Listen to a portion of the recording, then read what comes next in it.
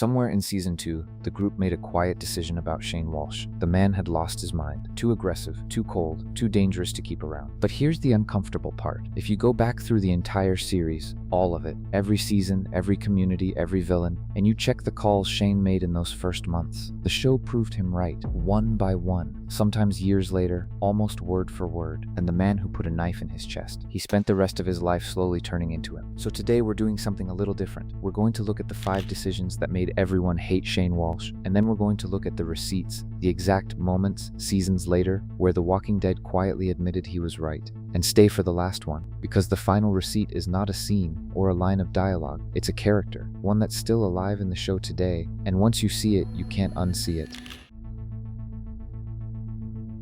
Context. Let's remember who this man actually was, because I think a lot of people forget. Before the fall, Shane was a deputy sheriff in a small county in Georgia, Rick's partner, and honestly Rick's brother in everything but blood. When Rick got shot and fell into a coma, Shane didn't disappear. He kept visiting the hospital. He was there, bringing flowers, talking to a man who couldn't hear him. And that's exactly why he became who he became. Because Shane was standing in that hallway on the worst day in human history. We saw it in episode 6 of season 1, in Shane's memory. The hospital falling apart, doctors abandoning patients, and then the part nobody else in the group ever witnessed, soldiers, the men sent there to protect civilians, executing living people in the hallways. Patients, staff, it didn't matter. And behind them, the walkers came through anyway. Think about what that does to a person's understanding of the world. Everyone else in the group experienced the fall as an evacuation. Confusing, terrifying, but organized-ish. Grab your family, get to Atlanta, wait for the government to fix it. Shane experienced the fall as a betrayal. He watched the system shoot its own patients before the dead even got there. With the power out and bombs falling outside, he pressed his ear to Rick's chest and heard nothing. He couldn't carry a comatose man through a war zone, so he blocked the door with a gurney, probably the reason Rick survived at all. We covered that story in the last video, and he made a promise that would define the rest of his life. Get Lori and Carl out. Keep them alive, whatever it takes. That's the man we're dealing with. Now let's get to the calls. Call number 1, stop looking for Sophia.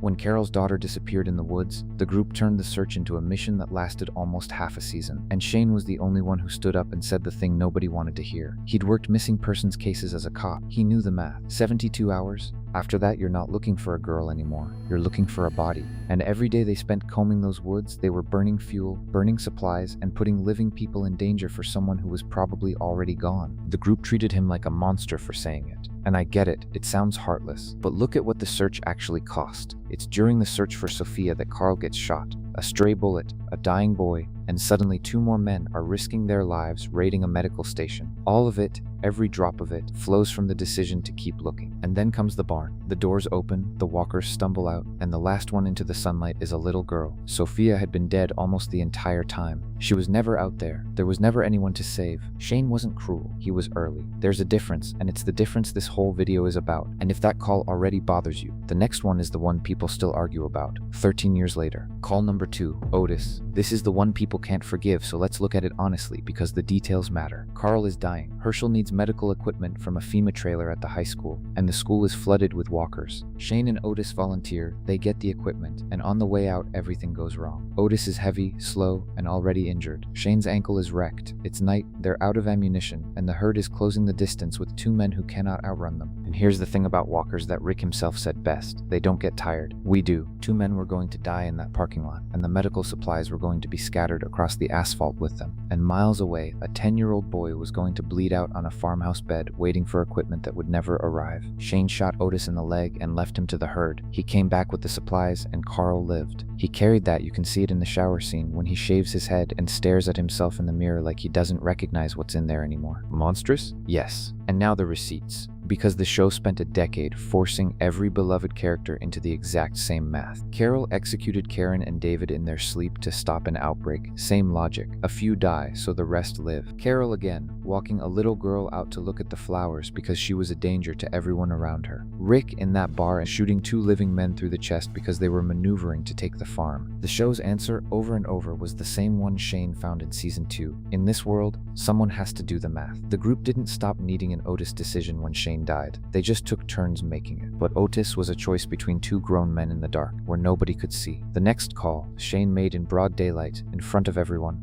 And it's the only scene in the series where one man is screaming the truth and an entire group is calling it madness. Call number 3, the barn. When the group reached Herschel's farm, they found something strange. A barn, chained shut, full of walkers. Herschel had been collecting them. His wife, his stepson, his neighbors, because he believed they were sick people. Patients, something a cure could bring back someday. And the whole group tiptoed around this delusion because they needed the farm, and because arguing with the man who owned the roof over your head is complicated. Shane was the only one who said it plainly. Those things are not people. They're dead. And keeping a herd of them 50 meters from where Carl sleeps isn't mercy. It's a loaded gun pointed at the whole camp. The scene where he snaps, opening the barn, putting them down one by one, is filmed like a man losing his mind. But strip away the music and ask one question. Was he wrong? Everything the series became afterward runs on Shane's answer, not Herschel's. Nobody in season 5 is keeping their zombified family in a shed hoping for a cure. Even Herschel himself let go of the fantasy. The man ended up teaching Rick how to live with the reality, not deny it. The show quietly adopted Shane's entire position and never gave him credit, because the messenger had already been buried behind the farm. And there's a detail inside this one that people forget. The barn is also where call number 1 paid off. The proof that the Sophia search was hopeless came stumbling out of the exact same door Shane forced open. In one scene, the show handed him the receipt for 2 of his calls at once. Call number 4, strangers are the real threat. This is the one that sounds most paranoid in season 2 and looks most obvious by season 9. When the group captured Randall, a kid from another camp who'd been shooting at them, Rick and the others agonized for an entire arc about what to do with him. Shane's position never moved. He knows where the farm is, his people are out there, and the moment those two facts meet, everyone here dies. And Randall's group wasn't a hypothetical. He told Daryl what his people had done. The story about the father forced to watch what they did to his daughters. That's who was out there, 30 men with guns, while the group debated ethics in the living room. Now run the series forward and count what actually killed people. The walkers? Sometimes. But the real body count, the massacres, the falls of every safe place, came from people. The governor, who shook Rick's hand and came back with a tank. Terminus, where the welcome sign led to a slaughterhouse. Negan and the Saviors, who turned half of Rick's family into examples. The Whisperers, who put heads on spikes. Season after season, the show hammered the same lesson.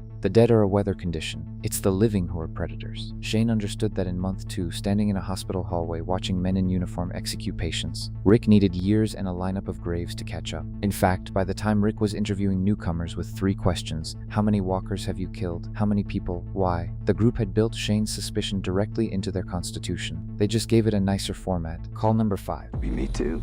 Rick, you can't just be the good guy and expect to live, okay?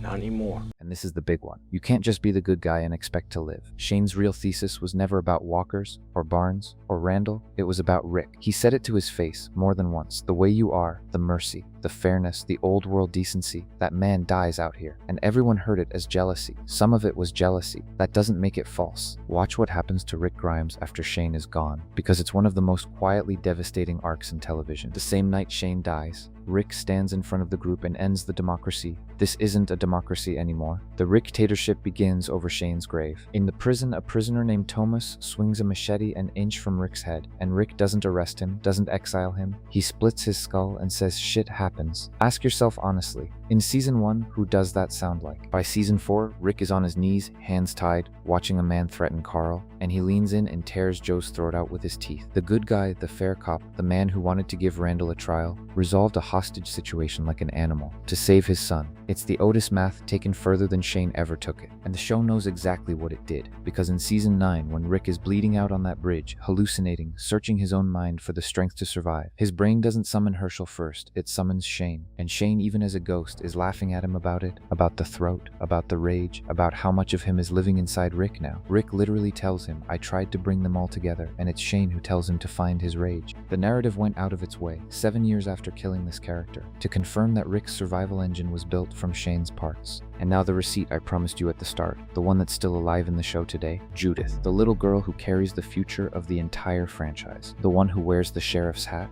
the one the whole story bends around. She's Shane's biological daughter. Canon, confirmed on screen. The show erased the man, buried him behind a farm, wrote him out of every conversation, and then built its entire future on his bloodline and put his daughter in the hero's hat. If that's not the series admitting something, I don't know what is. So Shane was right about the search, write about the hard math, write about the barn, write about strangers, write about what survival would require. Then why is he in the ground before season 2 even ends? Because there's one read Shane got completely fatally wrong. Himself. The man who could see danger in every stranger, every barn, every risk calculation, never once saw it in the mirror. His clarity about the world came packaged with an obsession he never questioned, that Lori and Carl were his, that he hadn't just saved them, he'd earned them. When Rick came back from the dead, Shane's entire reason for surviving was standing in front of him wearing his best friend's face. And this is where his own logic ate him alive. Because if the correct decision is always the one that keeps your family breathing, and another man is now between you and your family, the math starts whispering something monstrous. He engineered Randall's escape to get Rick alone in a field. He raised his gun at the one person who'd loved him since high school. Shane didn't break his own rules at the end. He followed them, straight into Rick's knife.